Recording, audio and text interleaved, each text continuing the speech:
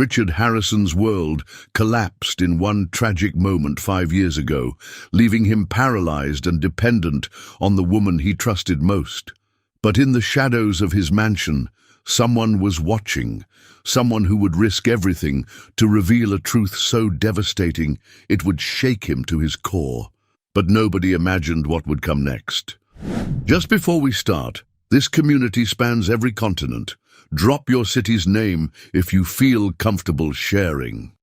Once the most powerful real estate mogul on the West Coast sat motionless in his custom Italian leather wheelchair, staring out the floor-to-ceiling windows at the perfectly manicured gardens he could no longer walk through.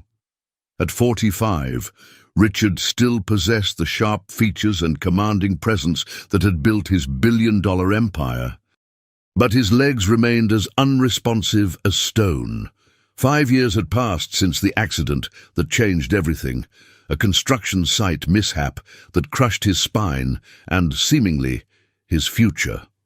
The doctors had been clear: complete spinal cord injury, no chance of recovery. "Good morning, darling." Helen's melodious voice floated across the room like silk. At 38, Helen Morrison was stunning in the way that turned heads at charity galas and board meetings. Her platinum blonde hair caught the morning light as she approached, carrying a crystal glass filled with a green concoction that had become as routine as breathing. "Your morning health drink," she said, placing a gentle kiss on his forehead before handing him the glass.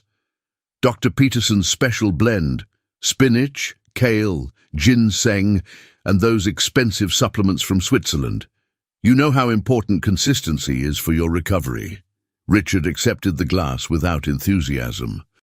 The bitter taste had never grown on him, but Helen insisted it was crucial for his health.